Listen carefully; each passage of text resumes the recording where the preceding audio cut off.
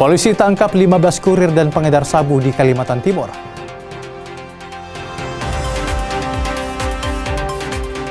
Meresahkan, Polresta Banjarmasin tilang pelaku balap liar.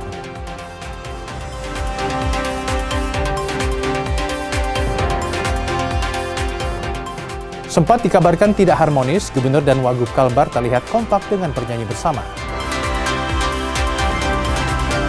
Cabang olahraga bola tangan Indonesia ciptakan sejarah di SEA Games 2025.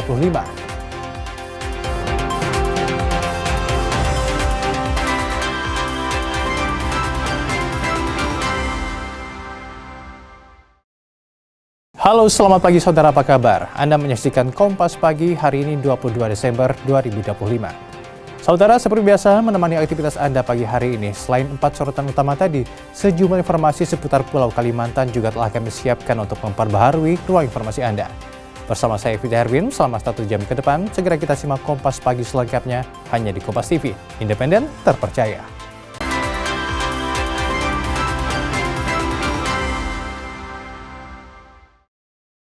Saudara, kita menuju ke sorotan yang pertama.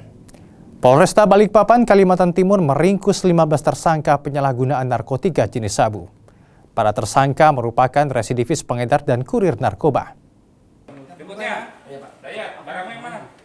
Polresta Balikpapan memusnahkan barang bukti kasus narkotika jenis sabu-sabu seberat 13,88 gram. Hasil pengungkapan kasus di kurun waktu bulan November hingga Desember milik 15 tersangka. Para tersangka merupakan pengedar dan kurir, dan sebagian besar merupakan residivis. Sebanyak 15 perkara, untuk tersangkanya 15 orang, jenis yang dimusnahkan sabu, untuk berat keseluruhan 13,88 gram. Mereka ini termasuk satu jaringan atau di tempat yang berbeda? Tempat yang berbeda. Para tersangka dikenakan pasal peredaran narkotika dengan ancaman di atas 5 tahun penjara. Iskandar Berdahlan, Kompas TV, Balikpapan, Kalimantan Timur. Kita ke sorotan selanjutnya. Saudara, Kodam 12 Tanjung Pura musnahkan ribuan pucuk senjata api rakitan dan puluhan kilogram sabu. Barang bukti yang dimusnahkan merupakan hasil penggagalan penyelundupan sepanjang tahun 2025, sedangkan senjata api diserahkan masyarakat perbatasan RI Malaysia.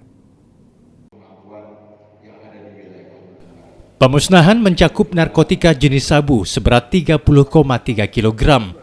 Pil ekstasi sebanyak 41 butir dengan berat bruto 39,2 gram, dan senjata api rakitan sebanyak 1.173 pucuk, terdiri dari 1.084 senjata laras panjang dan 89 pucuk pistol. Pemusnahan dilakukan di lapangan Tidayu Makodam pada Kamis sore 18 Desember. Pangdam 12 Tanjung Pura, Majen TNI Jamalul Lail menjelaskan, narkotika yang dimusnahkan merupakan hasil penggagalan penyelundupan sepanjang tahun 2025 oleh 3 satuan, antara lain Yonkaf 12 BC, Yonzipur 5 ABW, dan Yonarhanud 1 PBC Kostrad di perbatasan RI Malaysia. Sedangkan untuk ribuan senjata yang dimusnahkan bukan hasil rampasan, tapi diserahkan secara sukarela oleh masyarakat kepada Satuan Pengamanan Perbatasan sejak tahun 2020 hingga 2025. Pangdam menekankan, kegiatan ini bukan sekedar seremonial, melainkan pesan tegas bagi para pelaku kejahatan lintas negara dalam menekan peredaran narkotika dan mencegah gangguan keamanan di tengah masyarakat. Ke depan antara kami Satgas yang sudah memang inset ya, dari mulai Satgas dari BNN, Bea Cukai, BAIS, BIN, kepolisian ya. Juga kita himbau masyarakat agar lebih proaktif untuk apabila menemukan kejanggalan-kejanggalan baik masalah narkoba maupun senjata rakitan yang masih tersimpan, ya diserahkan aja ke kami. Kami juga nggak akan gunakan apa-apa, kok akan kita musnahkan. Karena apa? Karena itu barang berbahaya apabila dimiliki oleh orang-orang yang bukan yang seharusnya gitu. Nah, jadi kita butuh kerjasama lebih intens lagi antara kami aparat dengan masyarakat. Kita ke sorotan soal Kejaksaan Tinggi Kalimantan Barat melaksanakan tahap 2 perkara tindak pidana korupsi dana hibah pemerintah Kabupaten Sintang kepada Gereja Kalimantan Evangelis Petra Sintang. Kejati menyebut berkas 2 tersangka sudah dinyatakan lengkap. Jaksa penyidik Kejati Kalbar telah melaksanakan tahap 2 atau penyerahan tersangka dan barang bukti perkara tindak pidana korupsi dana hibah Pemkab Sintang kepada GKE Petra Sintang pada Kamis 18 Desember 2025 di kantor Kejaksaan Negeri Sintang. Pelaksanaan tahap 2 ini dilakukan setelah berkas perkara atas nama tersangka Hidayat Nawawi dan Reni Goni dinyatakan lengkap atau P21. Selanjutnya, penyidik menyerahkan tersangka beserta barang bukti kepada Jaksa Penuntut Umum untuk dilakukan proses penuntutan. Dalam perkara ini, tersangka diduga telah melakukan perbuatan melawan hukum dalam pengelolaan penggunaan bantuan dana hibah tahun 2017 hingga mengakibatkan kerugian keuangan negara. Keduanya disangkakan melanggar Undang-Undang Pemberantasan Tindak Pidana Korupsi. Kasih Penkum Kejati Kalbar, Iwayan Gedin Arianta memastikan penanganan perkara dilakukan secara profesional dan sesuai ketentuan. Hari ini tim penyidik melimpahkan tahap 2 ke Jaksa Penuntut Umum Kejaksaan Negeri Sintang terhadap 2 tersangka atas nama Hidayat Nawawi ST dan Reni Goni STMT, dan berkas perkara telah dinyatakan P21 sebelumnya, sehingga hari ini tim melaksanakan penyerahan barang bukti dan tersangka, dan hari ini juga dilakukan penahanan oleh Jaksa Penuntut Umum 20 hari ke depan. Dari Kalimantan Selatan, Saudara, aksi balap liar sekelompok remaja di kawasan SMP Negeri 18 Banjarmasin resahkan warga sekitar. Sikapi laporan warga, Polresta Banjarmasin tertibkan belasan pelaku. Aksi balap liar sekelompok remaja di sekitar SMPN 18 Banjarmasin heboh di media sosial. Balap liar yang rutin dilakukan setiap sore menjadi perhatian karena meresahkan warga, apalagi pelaku masih berusia remaja. Tindak lanjuti laporan warga, Satlantas Polresta Banjarmasin menyita belasan motor yang sebagian tidak sesuai standar seperti knalpot modif dan spion tidak sesuai aturan. Bisa dilihat di belakang saya ini ya, ini ada sudah belasan yang sudah kita tindak dan kita amankan. Nanti pada saat pengambilan tentunya keluar daripada sini kondisi sepeda motor harus standar. Yang jelas surat tilang yang mereka dapatkan dari kita, setelah itu membawa perlengkapan lainnya seperti perlengkapan kendaraan, baik yang kita lihat ini ada knalpot chrome yang harus kita ganti harus kita minta ganti secara standar. Aksi balap liar ditindak karena melanggar Undang-Undang Nomor 22 Tahun 2009 tentang lalu lintas dan angkutan jalan. Mencegah anak terlibat balap liar, polisi imbau para orang tua meningkatkan pengawasan anak, terlebih saat malam atau dini hari. Saidah Aisyah, Kompas TV, Banjarmasin, Kalimantan Selatan. Masih dari Kalimantan Selatan, Saudara, kerusakan di sepanjang Jalan Chandra Kirana, Indrasari, Kabupaten Banjar dapat atensi khusus pemerintah daerah. Genangan air yang menutupi lubang-lubang jalan setiap hujan deras membuat perbaikan di kawasan ini menjadi prioritas. Kepala Bidang Bina Marga Dinas PUPR Kabupaten Banjar, Jimmy menegaskan, perbaikan Jalan Chandra Kirana akan dimulai dalam waktu dekat dengan target penyelesaian sebelum awal tahun 2026. Upaya perbaikan diharapkan dapat mengembalikan fungsionalitas jalan sebagai akses penghubung utama masyarakat di kawasan Indrasari.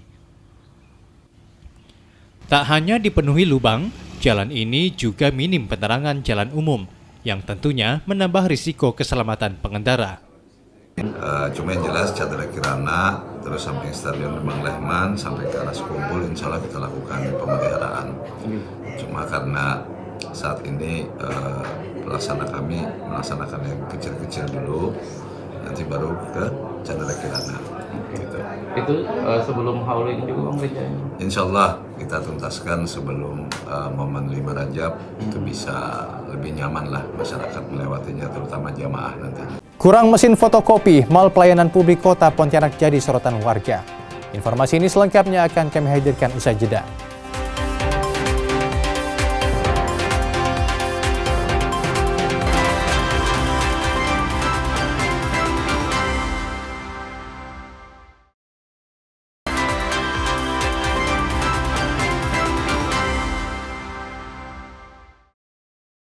Anda masih bersama kami di Kompas Pagi. Saudara, TNI Angkatan Laut gelar latihan simulasi pengamanan objek vital strategis nasional. Latihan untuk mengantisipasi kemungkinan ancaman di perairan Kalbar. Simulasi ini memperlihatkan skenario situasi darurat saat kapal pengangkut BBM milik Pertamina dibajak di perairan Sungai Kapuas oleh pelaku kejahatan. Tim Angkatan Laut dari Komando Daerah Angkatan Laut atau Kodairal 12 yang mendapat laporan langsung bergerak mengejar dan melakukan operasi pengamanan.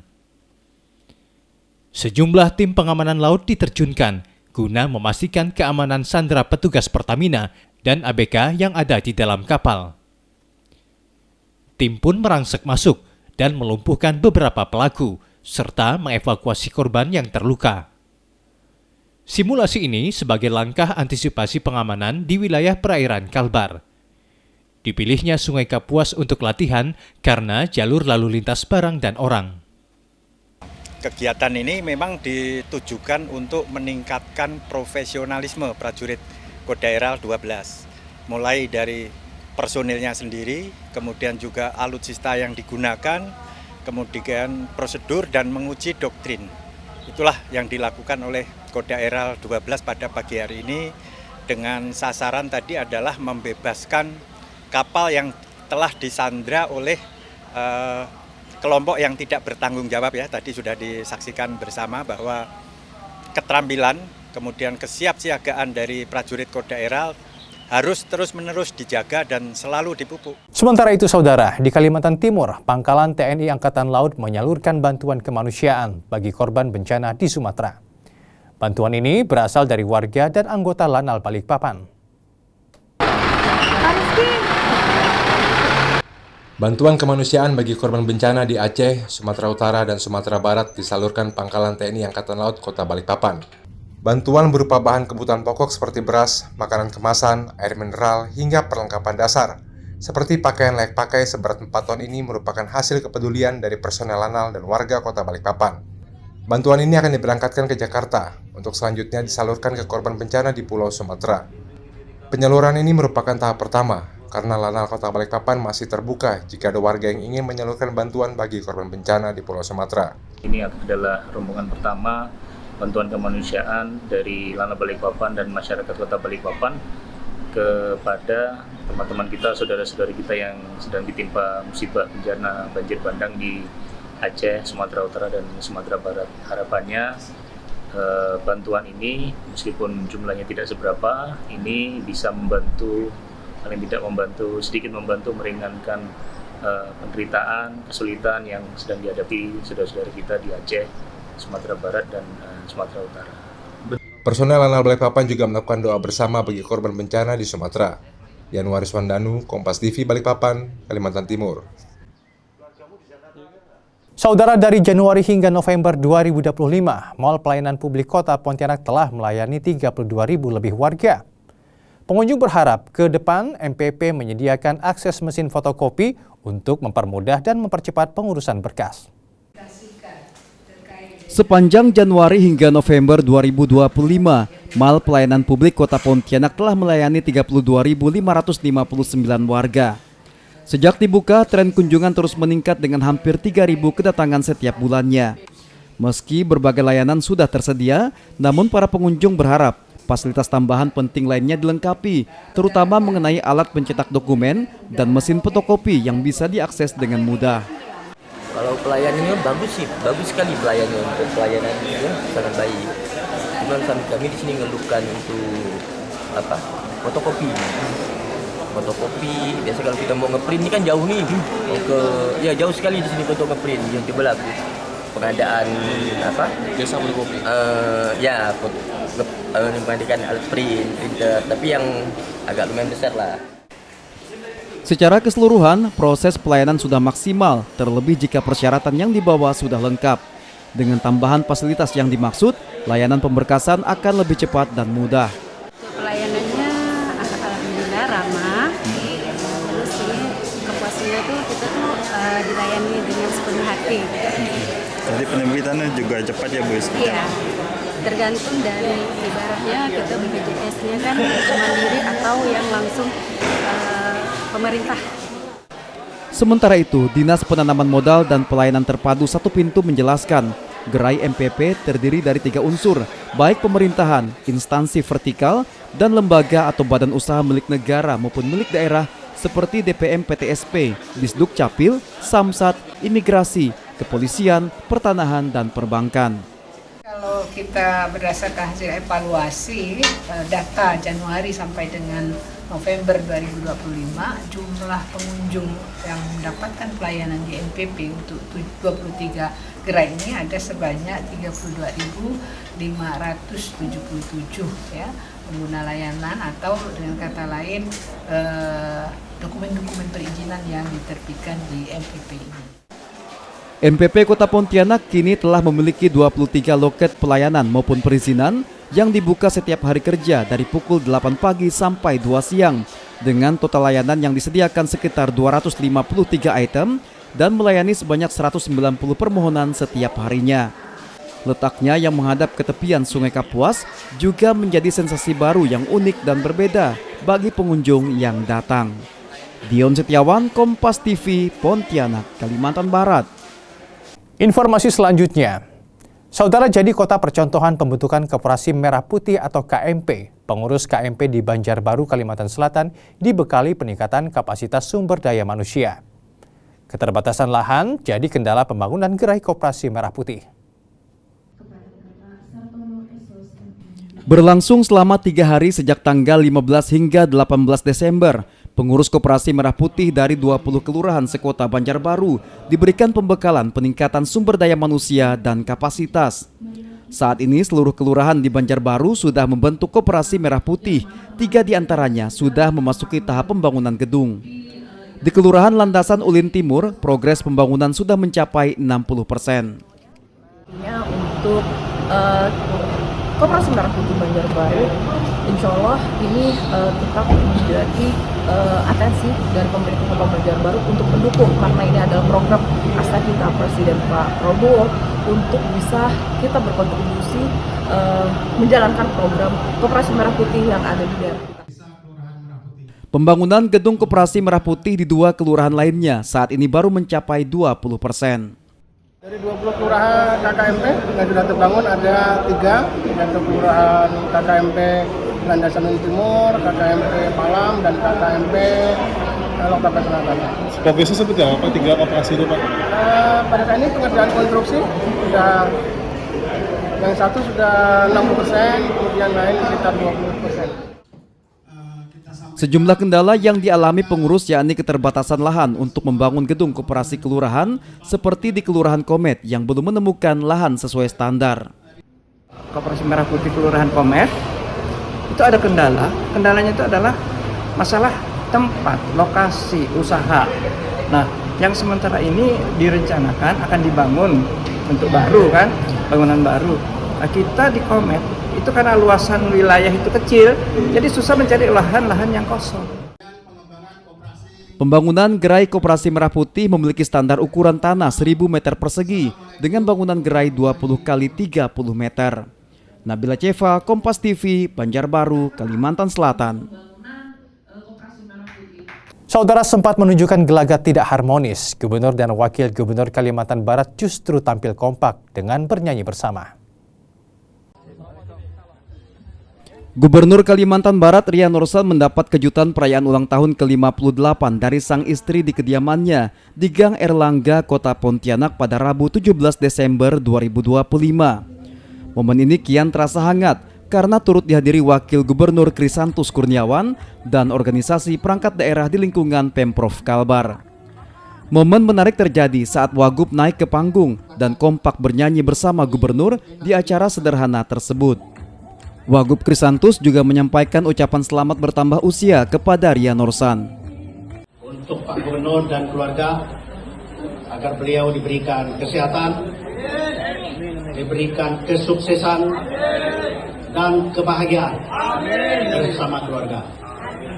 Selain daripada itu, kita berdoa juga bersama agar Pak Gubernur selalu diberikan kebijaksanaan dalam memimpin Provinsi Kalimantan Barat 5 tahun ke depan.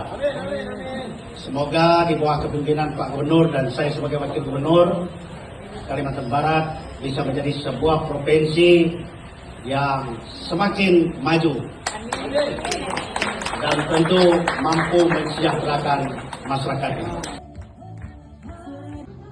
Momen ini menegaskan cerminan solidaritas dan keharmonisan antara gubernur dan wakil gubernur dalam menjalankan amanah kepemimpinan untuk memajukan Kalimantan Barat. Jadi sudah 58 tahun usia saya ya. Nah, mudah-mudahan dengan bertambahnya umur saya ini Allah Subhanahu wa taala memberikan keberkahan dalam umur bersama Pak Wakil Gubernur nanti ya, membangun Kalimantan Barat yang kita cintai. Nah, ini untuk kemakmuran, kebahagiaan masyarakat Kalimantan Barat. Sebelumnya, hubungan keduanya sempat diisukan renggang dan jadi sorotan publik. Wagub merasa kecewa tidak dilibatkan dalam seleksi pejabat eselon 2 dan beberapa kebijakan lainnya. Sucia Lucinda, Kompas TV, Pontianak, Kalimantan Barat. Warga antusias berburu pernak-pernik Natal. Informasi ini selengkapnya akan kami hadirkan sesaat lagi.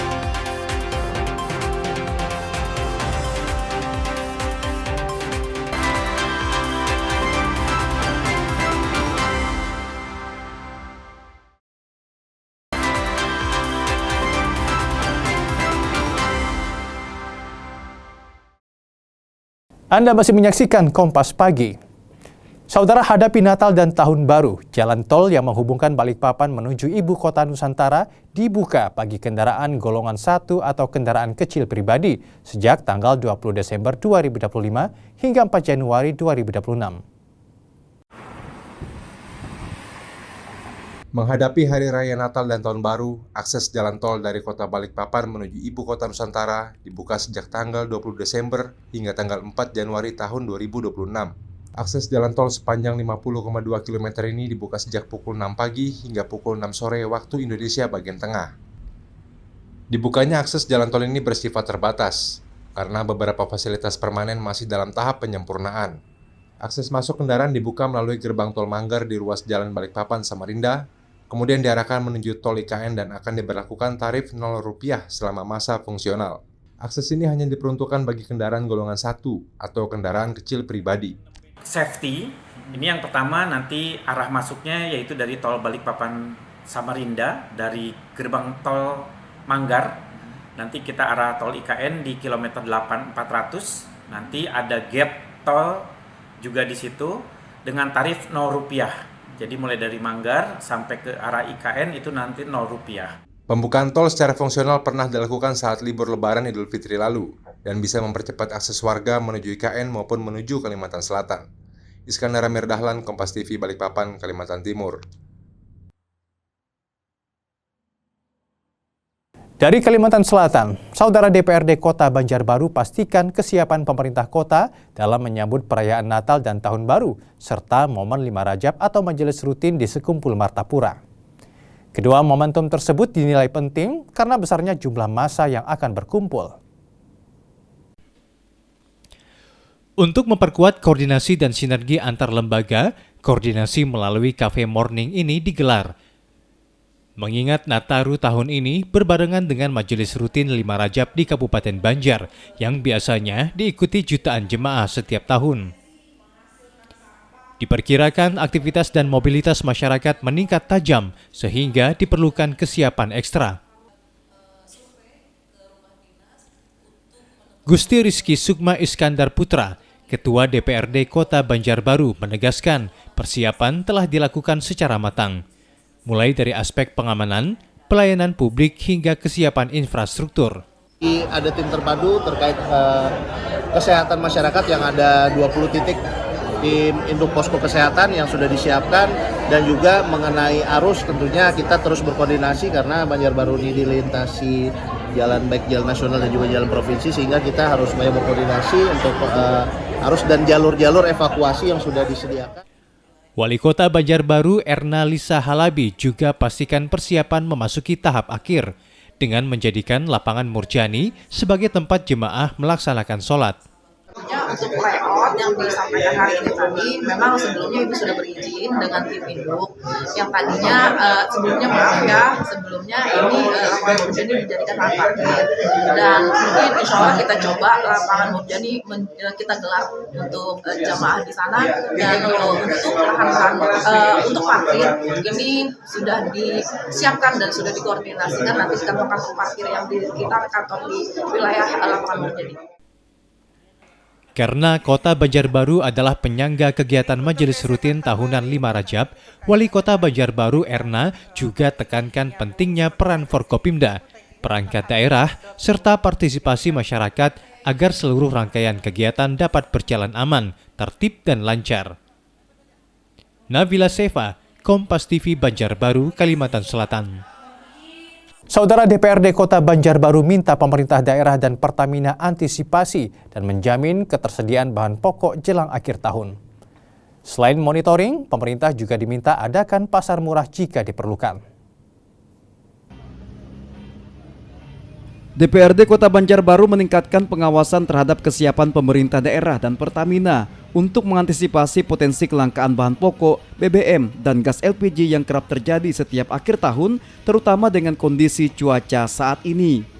Ketua Komisi 2 DPRD Kota Banjarbaru Syamsuri menegaskan pentingnya jaminan ketersediaan pasokan hingga akhir tahun 2025, terlebih momen Nataru tahun ini bersamaan dengan pengajian rutin 5 Rajab. Pemerintah diminta melakukan monitoring, mengadakan operasi pasar dan pasar murah jika dirasa perlu. Agar melakukan monitoring di lapangan terkait dengan ketersediaan sembako kita untuk menghadapi Natal dan Tahun Baru ini. Kalau perlu dilakukan operasi pasar dan bila perlu juga dilakukan pasar murah. Nah yang kedua, himbauan kita juga terkait dengan BBM dan gas LPG karena ini ada di kewenangannya di Pertamina. Sebelumnya, Kepala Dinas Perdagangan dan Perindustrian Banjarbaru Muryani pastikan pasokan bahan pokok di Banjarbaru aman hingga akhir tahun. Sebenarnya adalah memastikan bahwa pasokan itu ada sampai tahun baru seperti itu. Jadi tidak ada lonjakan atau penumpukan barang, karena takutnya ditumpuk barangnya barangnya naik gitu. Tapi insya Allah tadi pindahnya nggak ada. Meski terdapat kenaikan harga pada sejumlah bahan pokok seperti beras dan cabai, namun masih bisa dikendalikan dan ketersediaannya dipastikan cukup. Nabila Seva, Kompas TV, Banjarbaru, Kalimantan Selatan. Saudara, Wakil Ketua 2 DPRD Kota Banjarbaru imbau masyarakat jaga kebersihan lingkungan. Hal ini, saudara, agar intensitas hujan yang tinggi tidak menyebabkan genangan air. Meningkatnya intensitas curah hujan di Banjarbaru, Kalimantan Selatan dalam beberapa pekan terakhir menjadi perhatian serius DPRD Kota Banjarbaru. Wakil Ketua 2 DPRD Kota Banjarbaru Windy Novianto mengimbau masyarakat bergotong royong membersihkan lingkungan agar saluran air tetap lancar dan genangan cepat teratasi. Windy juga mengapresiasi upaya pemerintah daerah dalam melaksanakan program normalisasi sungai sepanjang tahun 2025, mulai dari wilayah Cempaka hingga Landasan Ulin. Hasilnya, dalam beberapa pekan terakhir, meski hujan turun dengan intensitas tinggi, genangan air di Kota Banjarbaru cepat surut. Alhamdulillah di tahun 2025 kegiatan kita di normalisasi sungai juga sangat banyak, dari Cempaka sampai juga daerah di Landasan Ulin. Semoga ini bisa mengurangi genangan-genangan air di Kota Banjarbaru. Kita bisa lihat seminggu hujan ini di Kota Banjarbaru, air cepat dengan turun. Semoga tidak ada lagi banjir-banjir besar di Kota Banjarbaru. Sebelumnya, BMKG Kalimantan Selatan menyatakan sebagian wilayah Kalimantan Selatan telah memasuki periode puncak musim hujan dan berpotensi banjir dengan kategori menengah. Ya, Desember ini juga puncak musim hujan juga, November-Desember ini ya, musim hujan. Tentu di bagian selatan bagian barat di Banjarbaru, Banyumasin. Artinya kita perlu waspadaan untuk menghadapi periode puncak musim hujan. Masyarakat diminta terus waspada terhadap potensi bencana dengan memonitor informasi dari situs resmi BMKG dan BPBD. Nabila Seva, Kompas TV, Banjarbaru, Kalimantan Selatan. Dari Kalimantan Barat, Saudara, jelang perayaan Natal tahun 2025, masyarakat antusias berburu pernak-pernik Natal di kota Pontianak. Pernak-pernik yang diburu mulai dari lampu pajangan hingga hiasan bola Santa Claus. Mendekati Hari Raya Natal, warga antusias berburu dan berbelanja pernak-pernik Natal di kota Pontianak. Berbagai pernak-pernik khas Natal dijual di salah satu stand pasar modern ini, mulai dari lampu pajangan, miniatur, hiasan bola Santa Claus, pohon Natal, dan lainnya. Salah satu rombongan pembeli asal Jakarta bilang, jauh-jauh ke Pontianak hanya untuk berburu pernak-pernik Natal. Karena selain lengkap, harganya juga terjangkau. Belanjanya ke Pontianak ya, Bu? Iya, ke Pontianak. Pengen lihat-lihat kota Pontianak, kota makan-makan sampai perut kenyang. Kenapa memilih kota Pontianak, Bu? Karena kota yang belum kita pernah pergi. Ya. Oh, berarti setiap tahun tur ya? Enggak juga sih. Kalau kita lagi ada mau teman ajak kemana, ya kita jalan. Kalau ini mau kemana, jalan. Berarti ini kebetulan aja sih. Iya, kebetulan sih dari sini. Berarti Natalannya di Jakarta? Natalannya besok kita pulang. Sementara itu, karyawan toko menyebut, pernak-pernik yang paling banyak diburu adalah pernak-pernik pajangan dan pohon Natal sekaligus aksesorisnya. Harga pohon Natal bervariasi, mulai dari yang ukuran kecil seharga Rp100.000 hingga Rp300.000 untuk ukuran besar.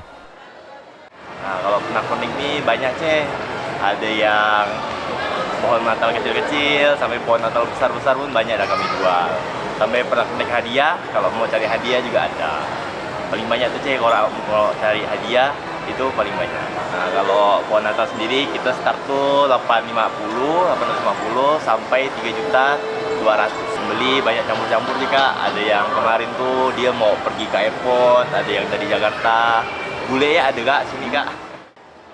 Kevin menambahkan, puncak antusias warga membeli pernak-pernik Natal biasanya hingga 1 hari jelang Natal. Sucia Lucinda, Kompas TV Pontianak, Kalimantan Barat. Festival Dayung Manggar skala internasional. Informasi ini akan kami hadirkan dengan serangkaian informasi lain di Kompas Pagi. Tetaplah bersama kami.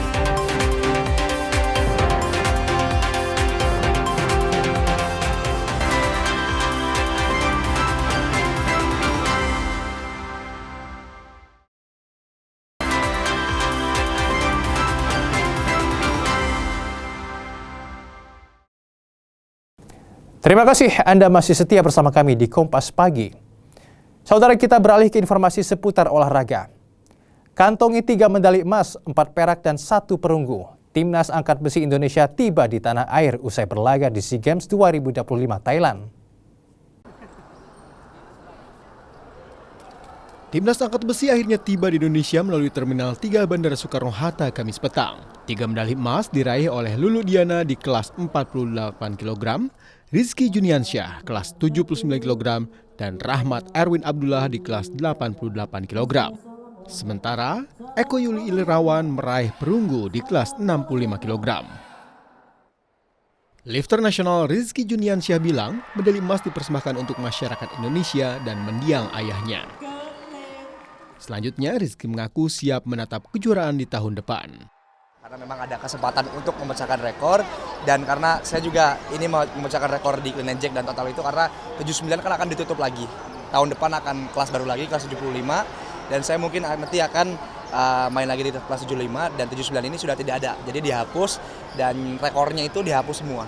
Nanti akan di-refresh lagi dengan buat Indonesia ya, tentunya buat Indonesia. Tapi ini adalah dedikasi ayah saya sendiri, yang memang telah melatih saya dari nol sampai sekarang.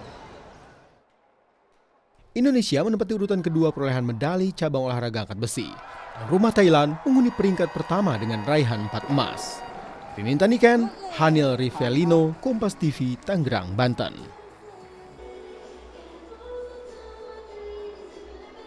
Sementara itu, saudara, tim nasional bola tangan putra Indonesia meraih medali perunggu pada SEA Games 2025 Thailand.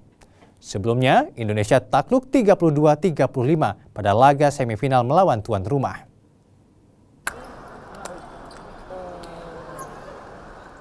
Tiba di Terminal 3 Bandara Soekarno-Hatta, Timnas Bola Tangan Putra Indonesia disambut jajaran NOC Indonesia dan Kemenpora. Takluk dari Thailand di semifinal membuat Indonesia mengantongi perunggu, mengingat kompetisi bola tangan tidak menggelar perebutan tempat ketiga. Pencapaian bola tangan merah putih di SEA Games 2025 merupakan sejarah, karena sebelumnya belum pernah mendapatkan medali sepanjang partisipasinya di Pesta Olahraga Asia Tenggara. Hasil medali perunggu menjadi bekal PB Abdi untuk kembali membentuk atletnya menjelang turnamen internasional 2026 dan SEA Games 2 tahun mendatang. Kami 2026 ada pelaksanaan Asian University Game, kami akan ikut sertakan. Ada Asian School Game, kemudian Asia Beach Game, kemudian ada namanya Kejurnas pelajar dan Kejurnas senior. Dan satu program 1 tahun itu akan kami maksimalkan untuk menghadapi SEA Games di 2027 itu. Pada SEA Games 2025, Indonesia tidak mengirimkan tim putri, sehingga sektor putri hanya diikuti 4 negara saja, yakni Vietnam, Thailand, Singapura, dan Filipina. Rinta Niken, Hanil Rivelino, Kompas TV, Tangerang, Banten. Dari Kalimantan Timur, Saudara Gubernur Kalimantan Timur Rudy Masud memberikan apresiasi atas terselenggaranya Festival Dayung Manggar di Balikpapan. Kegiatan olahraga air ini dinilai telah mencapai skala internasional serta menjadi sarana wisata edukasi dan pelestarian lingkungan. Festival Dayung Manggar digelar di kawasan The Bukit Riverside Resort, Sungai Manggar, Balikpapan, Kalimantan Timur. Kegiatan stand up paddling ini diikuti peserta dari 5 negara, yaitu Indonesia, Thailand, Taiwan, Jepang, dan Malaysia. Selain kompetisi olahraga air, kawasan ini juga dikembangkan sebagai wisata edukasi.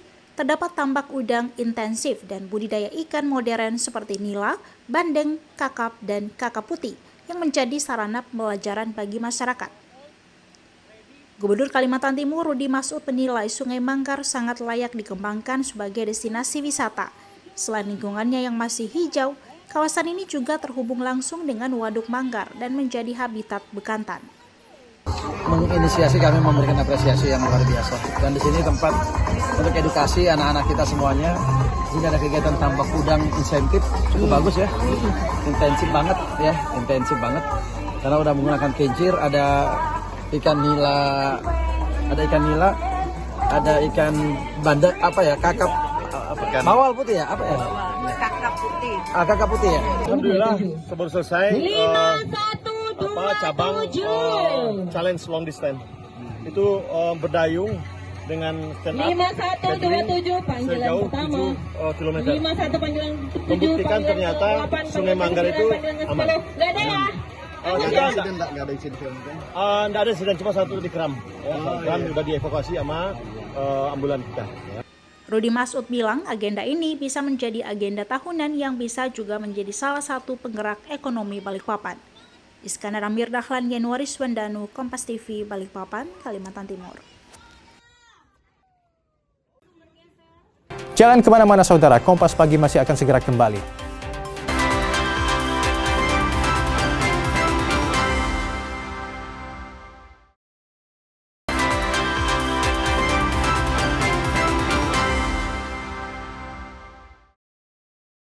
Terima kasih Anda masih menyaksikan Kompas Pagi. Saudara, bagi Anda yang tidak sempat menyaksikan informasi utama Kompas Pagi hari ini, berikut kami hadirkan kembali untuk Anda. Polresta Balikpapan memusnahkan barang bukti kasus narkotika jenis sabu-sabu seberat 13,88 gram. Hasil pengungkapan kasus di kurun waktu bulan November hingga Desember milik 15 tersangka. Para tersangka merupakan pengedar dan kurir, dan sebagian besar merupakan residivis. Sebanyak 15 perkara, untuk tersangkanya 15 orang, jenis yang dimusnahkan sabu, untuk berat keseluruhan 13,88 gram. Mereka ini termasuk satu jaringan atau di tempat yang berbeda? Tempat yang berbeda. Para tersangka dikenakan pasal peredaran narkotika dengan ancaman di atas 5 tahun penjara. Iskandar Amir Dahlan, Kompas TV, Balikpapan, Kalimantan Timur.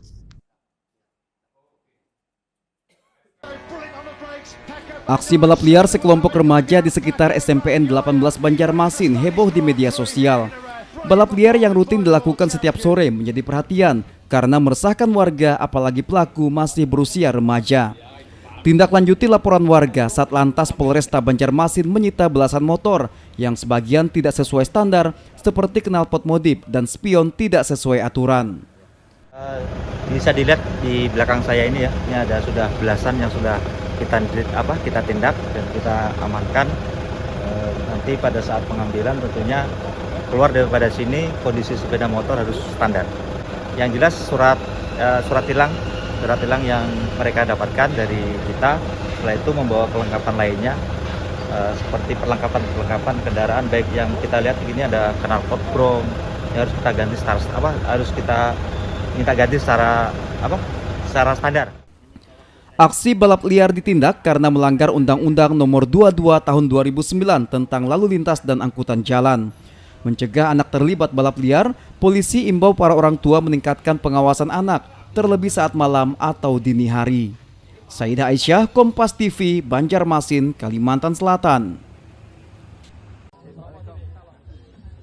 Gubernur Kalimantan Barat Rian Nursan mendapat kejutan perayaan ulang tahun ke-58 dari sang istri di kediamannya di Gang Erlangga, Kota Pontianak pada Rabu 17 Desember 2025. Momen ini kian terasa hangat karena turut dihadiri Wakil Gubernur Krisantus Kurniawan dan organisasi perangkat daerah di lingkungan Pemprov Kalbar. Momen menarik terjadi saat Wagub naik ke panggung dan kompak bernyanyi bersama Gubernur di acara sederhana tersebut. Wagub Krisantus juga menyampaikan ucapan selamat bertambah usia kepada Rian Nursan. Untuk Pak Gubernur dan keluarga, agar beliau diberikan kesehatan, diberikan kesuksesan, dan kebahagiaan bersama keluarga. Selain daripada itu, kita berdoa juga bersama agar Pak Gubernur selalu diberikan kebijaksanaan dalam memimpin Provinsi Kalimantan Barat 5 tahun ke depan. Semoga di bawah kepemimpinan Pak Gubernur dan saya sebagai Wakil Gubernur Kalimantan Barat bisa menjadi sebuah provinsi yang semakin maju dan tentu mampu mensejahterakan masyarakatnya. Momen ini menegaskan cerminan solidaritas dan keharmonisan antara gubernur dan wakil gubernur dalam menjalankan amanah kepemimpinan untuk memajukan Kalimantan Barat. Jadi sudah 58 tahun usia saya ya.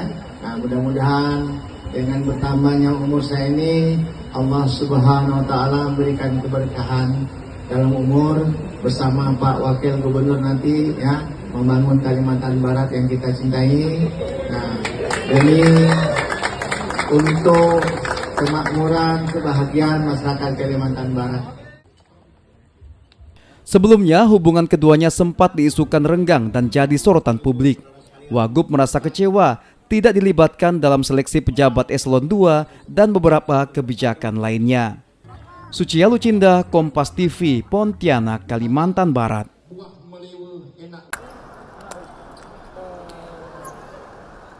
Tiba di Terminal 3 Bandara Soekarno-Hatta, Timnas Bola Tangan Putra Indonesia disambut jajaran NOC Indonesia dan Kemenpora. Takluk dari Thailand di semifinal membuat Indonesia mengantongi perunggu, mengingat kompetisi bola tangan tidak menggelar perebutan tempat ketiga. Pencapaian bola tangan merah putih di SEA Games 2025 merupakan sejarah, karena sebelumnya belum pernah mendapatkan medali sepanjang partisipasinya di Pesta Olahraga Asia Tenggara. Hasil medali perunggu menjadi bekal PB Abdi untuk kembali membentuk atletnya menjelang turnamen internasional 2026 dan SEA Games 2 tahun mendatang. Kami 2026 ada pelaksanaan Asian University Game, kami akan ikut sertakan. Ada Asian School Game, kemudian Asia Beach Game, kemudian ada namanya Kejurnas pelajar dan Kejurnas senior. Dan satu program 1 tahun itu akan kami maksimalkan untuk menghadapi SEA Games di 2027 itu. Pada SEA Games 2025, Indonesia tidak mengirimkan tim putri, sehingga sektor putri hanya diikuti 4 negara saja, yakni Vietnam, Thailand, Singapura, dan Filipina.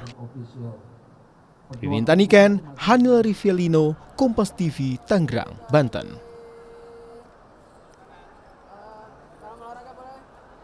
Saudara, informasi tadi sekaligus mengakhiri kebersamaan kita dalam Kompas Pagi hari ini. Saya Fiza Herwin, mewakili kru yang bertugas mohon undur diri.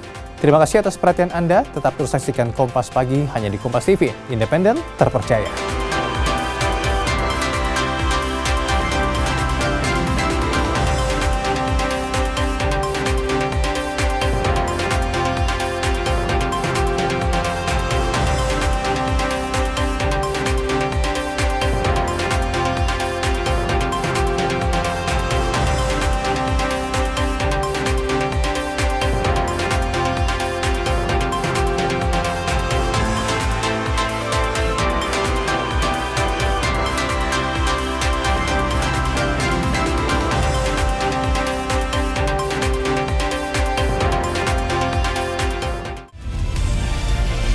Kompas TV, independen, terpercaya.